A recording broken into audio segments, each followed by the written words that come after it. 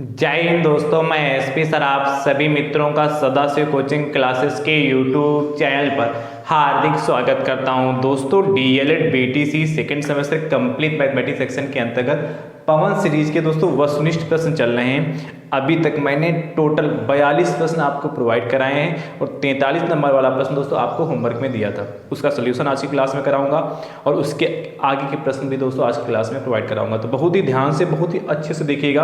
आपको पता है सिर्फ पवन सीरीज के वस्तुनिष्ठ प्रश्न के साथ आपको और नए प्रश्न भी देखने को मिल रहे हैं। तो ऐसा नहीं कि सिर्फ पवन सीरीज के वस्तुनिष्ठ प्रश्न ही आपको देखने को मिल रहे हैं, उसके साथ और जो प्रश्न बन सकते हैं उनको भी साथ में मैं इंक्लूड करने का प्रयास कर रहा हूं। इसलिए आप सभी मित्र बहुत ही अच्छे से देखिए और आप शुरुआत में ही इस वीडियो को अपने अपने हिस्सा से जरूर शेयर कर दीजिए। अभी टोटल 4 पार्ट कराए हैं, ये आपका 5वां पार्ट है। चारों पार्ट का लिंक डिस्क्रिप्शन बॉक्स में दिया हुआ है और यदि वहां से जाके देख सकते हैं। और दूसरा तरीका है, प्लेलिस्ट बनाई जिसका नाम है DElEd second semester maths PS PYQ and MP 2024, इसके अंतर्गत भी जाकर आप देख सकते हो। प्रैक्टिस सेट भी दोस्तों यहाँ से देख सकते हैं। चलिए तो ध्यान से देखिएगा। 43 नंबर क्वेश्चन क्या कहता है?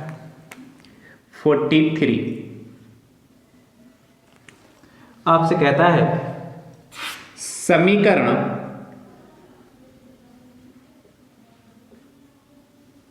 समीकरण 1.5 y-7 बराबर 0.5 y का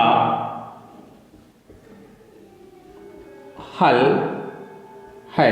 का हल है, देखिए 4 ऑप्शन दिए हैं, पहला, फिर दूसरा, फिर तीसरा और फिर चौथा। पहला ऑप्शन आपसे कहता है, ध्यान से देखिएगा, फर्स्ट ऑप्शन आपसे कहता है 3.5, सेकेंड 7, थर्ड 5 एंड फोर्थ 2। देखिए ये आसान है, सिर्फ दशमलव इसमें दे रखा तो कोई कठिन नहीं। देखिए यही प्रश्न अति लघु में आएगा तो आप इस तरीके से अपनी उत्तर पुस्तिका में नोट करेंगे, उसके बाद इसको सॉल्व करेंगे। देखिए 1.5 अपनी जगह पे रहा, 1.5y और ये 0.5y इसको उठाकर इधर ले आओ तो ये माइनस का 0.5y हो जाएगा। ये माइनस का 7 उठा के बराबर के उधर ले जाओगे तो प्लस का 7 हो जाएगा। अब देखिए 1.5 में से 0.5 जाएगा तो सिर्फ 1y बचेगा। 1y का मतलब सिर्फ y, यानी कि y बराबर यहाँ से कितना आएगा 7। 1 की मल्टीप्लाई y से करो तो y ही प्राप्त होगा, यानी कि ऑप्शन नंबर आपका सेकंड सही हो जाएगा। ये घटाने का समझ पाए, 1.5 है और दशमलव जो हमेशा दशमलव के नीचे रहता है तो 0, तो 5 में से 0 गया 0, नहीं सॉरी 5 में से 5 गया 0, पॉइंट के नीचे और 1, तो 1.0 यानी कि 1 ही तो बचा। बात क्लियर हुई नहीं क्लियर हुई? चलिए नेक्स्ट 43 के बाद 44 नंबर आपसे कहता है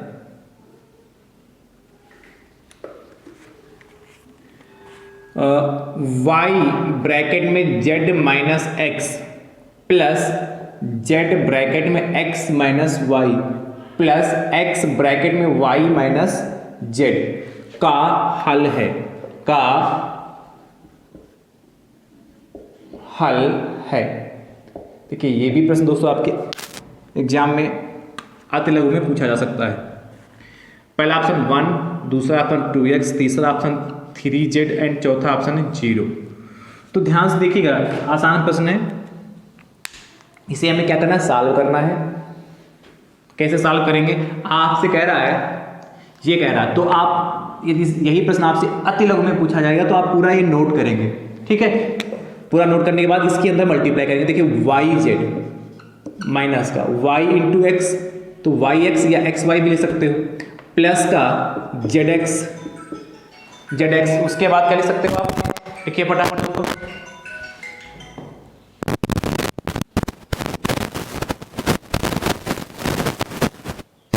लिखिए भाई फटाफट। आपसे कह रहा है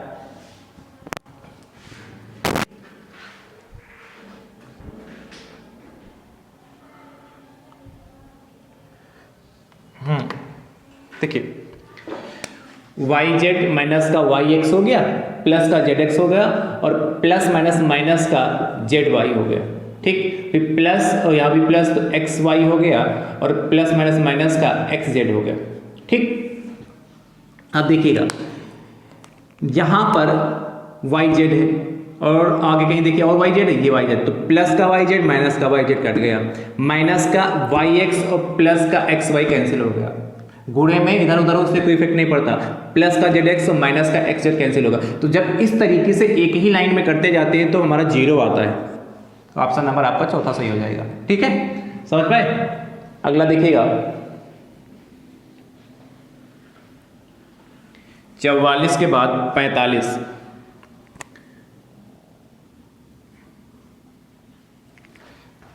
आपसे कहता है एक त्रिभुज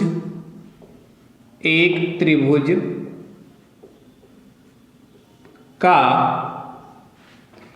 क्षेत्रफल, एक त्रिभुज का क्षेत्रफल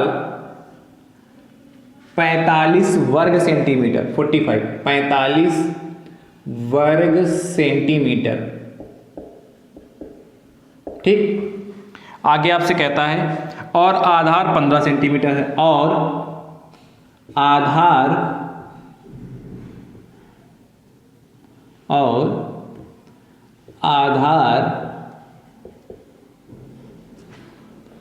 15 सेंटीमीटर, 15 सेंटीमीटर है। तो आपसे जाना जाए त्रिभुज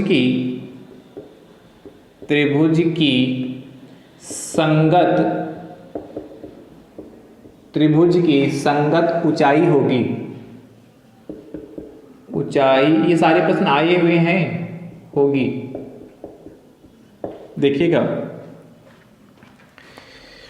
इसके आपको ऑप्शन दे रखे हैं 4। पहला 3 सेंटीमीटर, दूसरा ऑप्शन आपके पास है 2 सेंटीमीटर, और तीसरा ऑप्शन आपके पास है 6 सेंटीमीटर, एंड चौथा ऑप्शन है 9 सेंटीमीटर। 9 सेंटीमीटर। तो देखिए बहुत आसान प्रश्न है। आपको क्या दे रखा है, एक त्रिभुज का क्षेत्रफल दे रखा है, एरिया आपको पता है, और उसका आधार दे रखा है, ऊंचाई पूछा है। तो आप जानते हैं त्रिभुज का जो क्षेत्रफल का फार्मूला होता है वह होता है 1/2 आधार गुणे ऊंचाई, आधार गुणे ऊंचाई।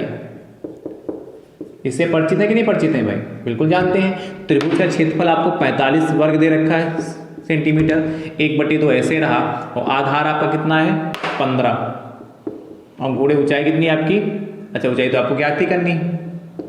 अब देखिए क्रॉस मल्टीप्लिकेशन कर लीजिए, तो 45 गुणे 2, चाहे 45 दूना 90 कर लीजिए, चाहे 45 गुणे 2 कर लीजिए, गुणे 15 इंटू ऊंचाई।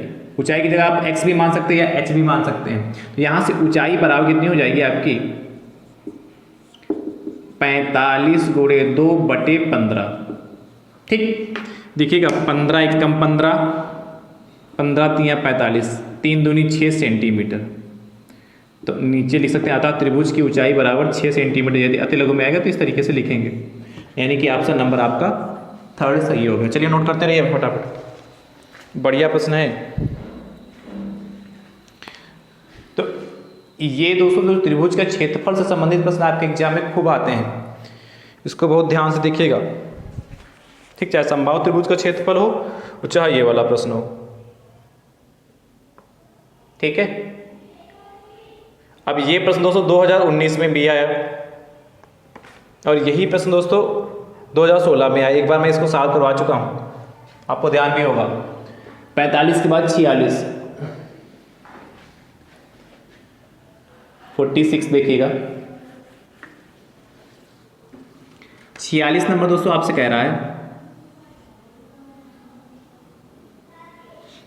क्या कह रहा है, देखिए बहुत बेहतरीन प्रश्न। √2 कामा √4 कामा √0.4 और कामा √0.2 में परिमेय संख्या है।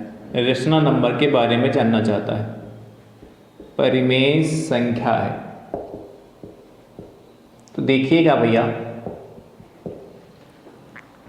पहला ऑप्शन √4, दूसरा ऑप्शन √2, तीसरा ऑप्शन √0.4 और चौथा ऑप्शन √0.2। देखिए सबसे आसान प्रश्न ये है, पहले हम जानते हैं कि वास्तविकता में परिमेय संख्या होती क्या है। देखिएगा आपको पता है कि P/Q के फॉर्म में जिन्हें हम लिख सकते हैं और जहां Q does not equal to 0, मतलब कभी भी हर हमारा 0 नहीं हो सकता, ये अंश ये हर, अंश अपान हर के रूप में हम लिख सकें और कभी भी जो हमारा हर 0 ना हो उसे परिमेय संख्या कहेंगे। बात क्लियर हुआ? जैसे बहुत सारे एग्जाम्पल होंगे, जैसे 1, 2, 3, 1/2, 1/5, 5/11, ऐसे बहुत सारे लिख सकते हो।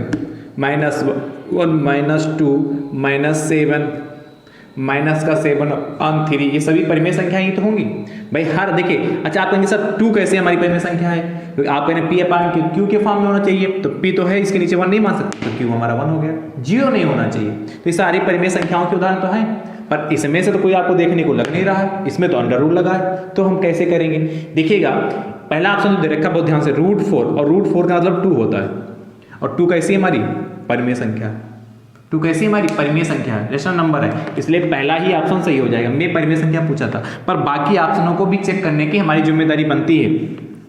वैसे मिल गया तो बहुत अच्छी बात। देखिए √2 है, अब √2 हमारी परिमेय संख्या नहीं, ये अपरिमेय संख्या, √2 हो गया, √3 हो गया, √5 हो गया, √7 हो गया, मतलब रूट से आप निकालो जिस भी संख्या का वर्गमूल निकालो, यदि एग्जैक्ट नंबर प्राप्त हो, जैसे √4 लिया तो 2 प्राप्त हुआ, इसी प्रकार √2 को यदि हम बाहर निकालेंगे, इसको वर्गमूल लेंगे, 2 का वर्गमूल लेंगे तो 1.4 बनाता, एग्जैक्ट नंबर नहीं प्राप्त होता, तो ये सारी हमारी किस में जाएंगी? अपरिमेय संख्या में। और पाई को भी ध्यान रखिएगा, पाई भी हमारी अपरिमेय संख्या है, और जैसे लिखा हो 3.7563125 ऐसे कहाँ तक? अनंत तक लिखा हो, तो ये भी हमारी अपरिमेय संख्या होगी। सारी कैसी संख्या हमारी? अपरिमेय संख्या है, अपरिमेय संख्या। अच्छा पाई की वैल्यू क्या होती है? 22/7, पाई की वैल्यू क्या होती है? 22/7, तो 22/7 लिखा होगा तो यह हमारी परिमेय संख्या होगी, जबकि पाई लिखा होगा तो हमारी कैसी होगी? अपरिमेय संख्या होगी। बात क्लियर हुआ नहीं क्लियर हुआ? अच्छा अगला ऑप्शन √0.4, तो इसको भी सॉल्व करोगे, देखिए √0.4 है तो 0.4 खाली 4 होता तो परिमेय था, पर 0.4 है तो इसका मतलब ये कि नहीं 0.4 तो 2 बाहर आ जाएगा, नहीं इसका वर्गमूल 2 नहीं होगा, क्योंकि आपको पता है यदि हम इसकी आपस में मल्टीप्लाई करें तो यही मिलना चाहिए। तो देखिए मल्टीप्लाई करोगे तो 2 दूना 4 तो होगा, पर 2 अंक बाद 0.12, तो 0.04 यहां लिखा होता तो हमारा काम चल सकता था, तो परिमेय संख्या बन सकती थी, पर 0.4 लिखा तो परिमेय संख्या नहीं। इसी प्रकार 0.2 भी परिमेय संख्या नहीं, अपरिमेय संख्या है। ठीक है, क्लियर हुई बात? करने क्लियर हुई? चलिए अगला देखिएगा ऑप्शन 46 के बाद क्वेश्चन 46 के बाद 47 नंबर।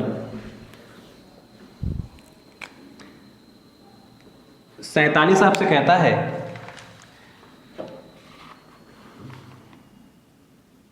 और 33.328 में अंक 2 का स्थानीय मान स्थानीय मान फर्स्ट सेमेस्टर में आपने बहुत अच्छे सीखा था। स्थानीय मान ध्यान भी होगा ना, दशमलव वाली संख्याओं का स्थानीय मान निकालते थे। पहला ऑप्शन 20, दूसरा ऑप्शन 2, तीसरा ऑप्शन 0.02 और अगला ऑप्शन है 0.002। देखिए स्थानीय मान निकालना बहुत ही आसान है, चाहे दशमलव संख्या का हो चाहे किसी भी संख्या का।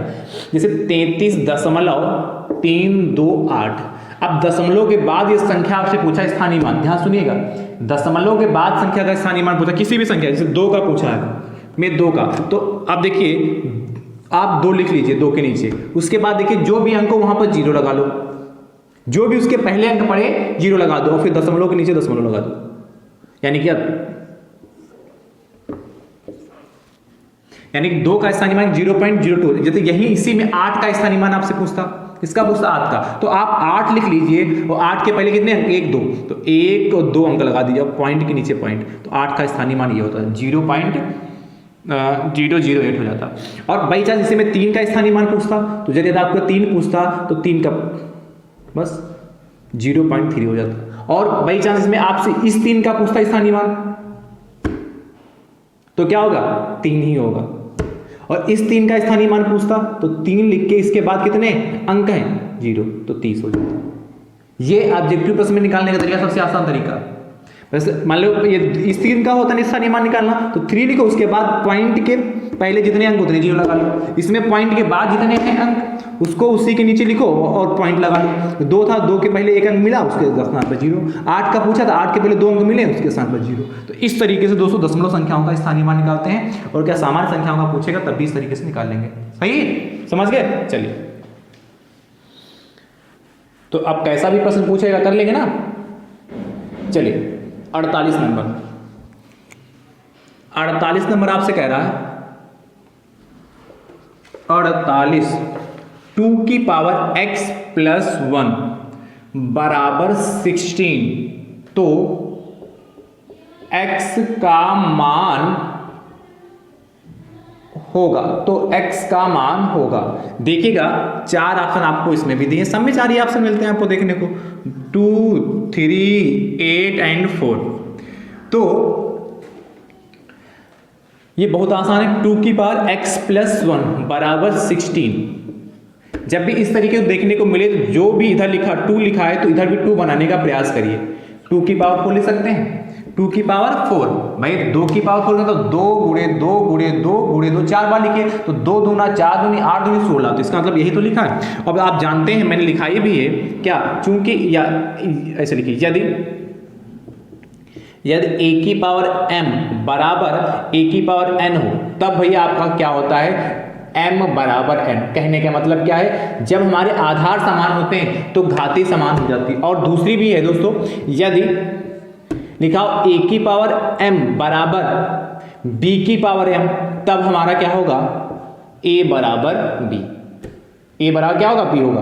मतलब जब हमारे पावर बराबर होंगी तो उनके आधार बराबर हो जाएंगे, मतलब पावर बराबर होंगी तो उसके जो बेस होंगे वो आपस में इक्वल हो जाएंगे, और जब हमारे बेस इक्वल होंगे तो पावरें भी इक्वल हो जाएंगी। इन दोनों को ध्यान रखिए। यहाँ पर ये वाली फर्स्ट वाली लग रही है, देखिए यहाँ पर क्या हमारे बेस इक्वल है तो पावर भी हमारी क्या हो जाएंगे इक्वल हो जाएंगे।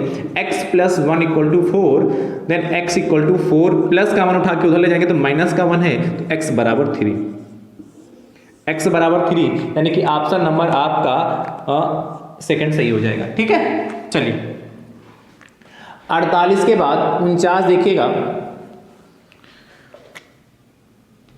49 49 नंबर आपसे कहता है,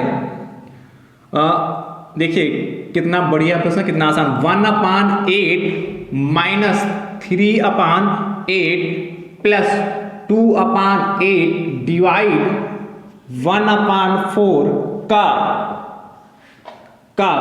1/2 का मान होगा। अब यहां पर आपका बोर्ड मास लगेगा। बोर्ड मास के बारे में मैंने समझाया कि नहीं समझाया, यहां पर बहुत ध्यान से देखिएगा। ऑप्शन देखिए इसके, पहला माइनस का 7/4, दूसरा 7/8, तीसरा 7/4 और चौथा 3/8। अब देखिएगा क्या है, 1/8 माइनस 3/8 प्लस 2/8 डिवाइड 1/4 का 1/2। तो आपको पता है बोर्ड मास के बारे में हमने बताया भी क्या, BODMAS। सबसे पहले हम क्या क्या सॉल्व करते हैं, ब्रैकेट। तो ब्रैकेट में लाइन ब्रैकेट, फिर क्या छोटका वाला, फिर मंजिला वाला और फिर बड़का वाला। छोटा ब्रैकेट, मंजिला ब्रैकेट, बड़ा ब्रैकेट। उसके बाद ऑफ का मतलब होता है, ऑफ मतलब या का लिखा मिलता है, इसकी जगह पर मल्टीप्लाई लगा के इसको सॉल्व करते हैं। फिर डी का मतलब डिवाइड करना, भाग, फिर भाग करेंगे, फिर क्या मल्टीप्लाई करेंगे, फिर क्या करेंगे ऐड करेंगे, फिर सब्ट्रैक्ट करेंगे, घटाएंगे। इस क्रम में हम सॉल्व करते हैं। तो देखिए इसमें ब्रैकेट का कहीं जिक्र नहीं, पर का जिक्र। तो पहले हम इतने पार्ट को सॉल्व करेंगे। चलिए सॉल्व करते हैं। तो देखिए 1/8 माइनस 3/8 प्लस 2/8 डिवाइड को ऐसे रखिए, 1/4 है, इसके स्थान पर आप 1/2 लिखिए, का की जगह पर 1/2। अब इसी को सॉल्व करिएगा, इसी को आप सॉल्व करिए। तो 1/8 डिवाइड 3/8 प्लस 2/8 भागे 1/4 दूनी 8 हो गया। अब देखिए उसके बाद माइनस प्लस भाग, तो पहले भाग करिए, तो 1/8 माइनस 3/8 प्लस 2/8 ऐसे रखते हैं इंटू कितना 8/1 हो जाएगा। जब भाग करेंगे तो पलटेंगे 8/1, तो 8 × 8 और 8 × 8 कैंसिल हो गया। तो हमारे पास बचा क्या जाके, देखिए 1/8 ये और प्लस का 2, या चलिए मैं इसको ही लिख देता हूँ, देखिए 1/8 और प्लस का क्या 2/1 बचेगा, तो 2 हो गया, और माइनस का 3/8 हो गया। बात समझते रहिएगा। अब नियमानुसार क्या करें, यहाँ पर क्या इन दोनों में एलसीएम ले लें, या मैं तीनों में भी आप एलसीएम ले सकते हैं, क्योंकि प्लस माइनस है, आप नियम ध्यान रखिएगा। तो ऊपर 1 आ गया, यहाँ पर कितना आएगा, इसके नीचे 1 है, तो 1 है ना इसके नीचे, 1 से भाग करो 8, 8 दूनी 16 हो गया, और माइनस 3 हो गया। तो देखिए पहले प्लस वाले को सॉल्व करेंगे, तो 16 × 17, 17 माइनस 3/8 यानी कितना, 17 में 3 14/8। अब कटेगा ये किससे, 2 से कटेगा ना, 2 सती 14 हो गया, 2 चक्कू 8 हो गया, यानी कि 7/4 आया। ऑप्शन नंबर कौन सा होगा, ऑप्शन नंबर 7/4 ऑप्शन नंबर तीसरा सही हो जाएगा। तो देखिए बहुत अच्छा प्रश्न है, बहुत आसान प्रश्न है, बस नियम पता होना चाहिए। नोट करिए, नोट करते रहिए फटाफट,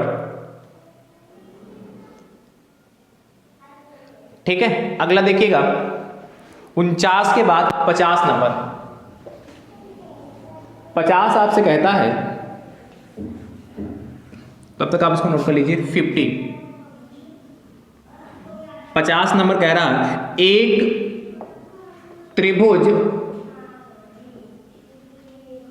त्रिभुज की भुजाएं 2 सेंटीमीटर, कामा 3 सेंटीमीटर तथा 5 सेंटीमीटर हैं, 5 सेंटीमीटर हैं। आपसे कहता है तो त्रिभुज होगा, है तो त्रिभुज होगा। इस टाइप का प्रश्न मैं पहले भी करा चुका हूं, फिर से आपसे पूछा है, ये भी प्रश्न आया हुआ है। समकोण त्रिभुज, पहला ऑप्शन समकोण त्रिभुज, दूसरा ऑप्शन आपके पास है अधिक कोण त्रिभुज, अधिक कोण त्रिभुज, अगला ऑप्शन है विषम बाहु त्रिभुज, विषम बाहु त्रिभुज, अंतिम है त्रिभुज संभव नहीं, त्रिभुज संभव नहीं। ये आपके पास 4 ऑप्शन, ध्यान से समझिएगा, बहुत शानदार प्रश्न है ये। और ये प्रश्न दोस्तों आपके एग्जाम में आने की संभावना है इस तरीके की, ठीक है।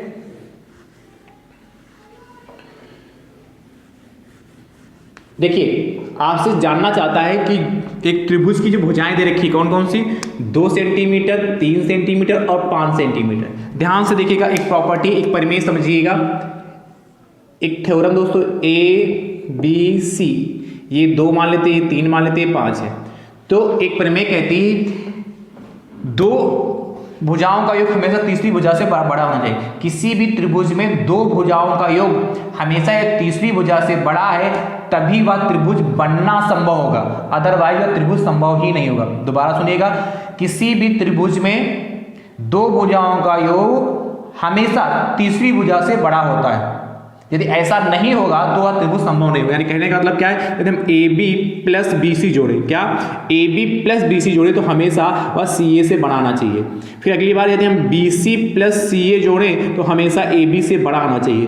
फिर क्या CA प्लस AB जोड़े तो हमेशा वह BC से बड़ा आना चाहिए। मतलब कोई भी 2 भुजाएं आपस में जोड़ लो, जैसे मैंने कहा AB प्लस BC जोड़ो तो हमेशा CA से बड़ा आना चाहिए, BC प्लस CA जोड़ो तो हमेशा AB से बड़ा आना चाहिए, और क्या CA प्लस AB जोड़े तो हमेशा BC से बड़ा आना। चेक करते हैं, तो देखिए जब AB प्लस BC, तो AB प्लस BC 2 + 3 5, और इधर भी देखिए ग्रेटर देन सी ए, सी ए भी 5, तो ये भी 5 है, जोड़ने पर ये भी 5 आएगा, तो 5 बराबर 5 आएगा। जबकि कंडीशन क्या है, हमेशा दो भुजाओं का योग तीसरी भुजा से क्या हो, बड़ा हो।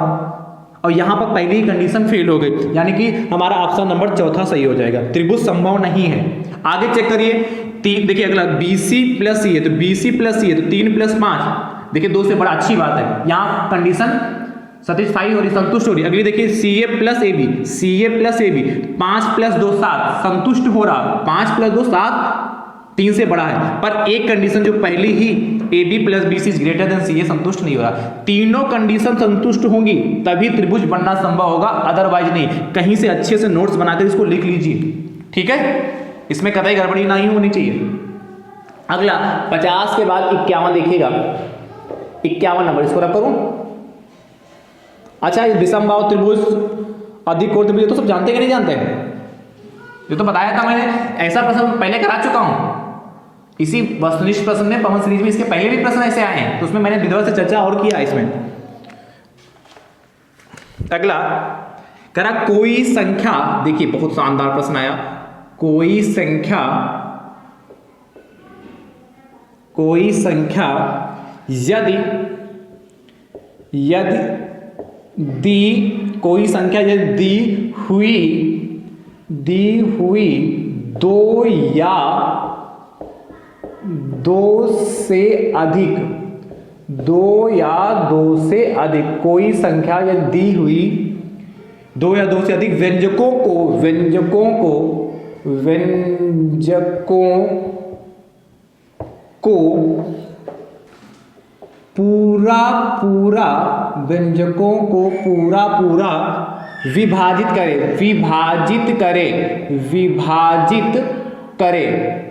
विभाजित करे तो उस व्यंजक को कहा जाता, तो उस व्यंजक को कहा जाता है, तो उस व्यंजक को कहा जाता है। ध्यान समझिएगा, पहला ऑप्शन आपके पास है अपवर्तक मतलब डिवाइजर। अगला ऑप्शन आपके पास है समापवर्तक। अगला समापवर्ती और लास्ट है अपवर्ती। ये 4 ऑप्शन आपको दिए हुए हैं, नोट करिए फटाफट, ठीक है। इन चारों ऑप्शन को बहुत ध्यान समझिएगा।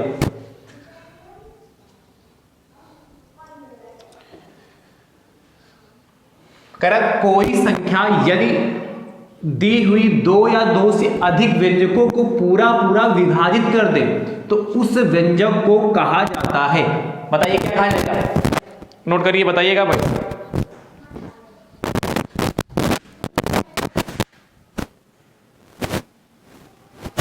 ठीक है, ये 51 नंबर है ना, नोट करो भाई, बताओ कौन सा इसमें ऑप्शन सही होगा।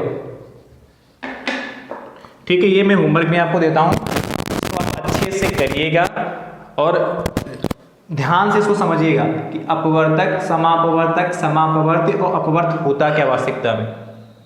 फर्स्ट सेमेस्टर में आपने बहुत अच्छे से सीखा है इसको, है कि नहीं? अच्छे से सीखा ना कि नहीं सीखा? अब आपको इसका उत्तर कमेंट बॉक्स में बताना। देखिए, आप अपनी तैयारी अच्छे से करते रहें, ऐसा कतई मत सोचें कि ये सब बहुत सामान्य चीजें हैं, इसमें हमें कोई दिक्कत होने वाली नहीं है, ये तो सब हम सब कुछ जानते हैं। पर जब पेपर आता है 1 घंटे में, जब आपको 18 प्रश्न करने होते हैं, तब आपको पता चलता है। आप जितनी ज़्यादा तैयारी शानदार तरीके से करेंगे, उतना बेहतरीन तरीके से आप पेपर कर पाएंगे। जितनी ज़्यादा बार प्रश्नों को रिपीट करेंगे, जितनी ज़्यादा बार उसको लगाएंगे, प्रश्न को, एक टॉपिक को जितनी ज़्यादा बार समझेंगे, तब जाके आप अच्छे से कर पाए। पता चला 1 बार या 2 बार एक टॉपिक को सीख लिया, पढ़ लिया, फिर उसको छोड़ दिया, अरे ये तो सब आसान, इसमें से क्या होता है। और बस जब यही मन में आता है कि ये तो सब आसान, इसमें से क्या होता है, तो मामला वहीं से गड़बड़ होता है। और जब आसान चीज़ें गलत हो जाती है तो सबसे ज़्यादा क्या खराब लगता है कि नहीं। इसीलिए आप सभी मित्र अच्छे से प्रैक्टिस करते रहिए। जो मैंने प्रैक्टिस सेट प्रोवाइड कराए, आगे भी दोस्तों आपको प्रैक्टिस सेट प्रोवाइड कराऊंगा। पवन सीरीज के वस्तुनिष्ठ प्रश्न चल ही रहे हैं। तो मैं आपकी तैयारी शानदार तरीके से करा रहा हूँ, आगे भी कराता रहूँगा, पर आप भी सभी अपनी तैयारी शानदार तरीके से करते रहे, प्रैक्टिस करते रहे। गणित में जितनी ज़्यादा प्रैक्टिस करेंगे उतना बेहतरीन दोस्तों आपका पेपर होगा। ठीक है, चलिए अब हमारी आपकी मुलाकात अगले प्रश्नों के साथ होगी। तब तक के लिए आप सब स्वस्थ रहिए, मस्त रहिए, मुस्कुराते रहिए। थैंक यू सो मच दोस्तों। राधे राधे दोस्तों।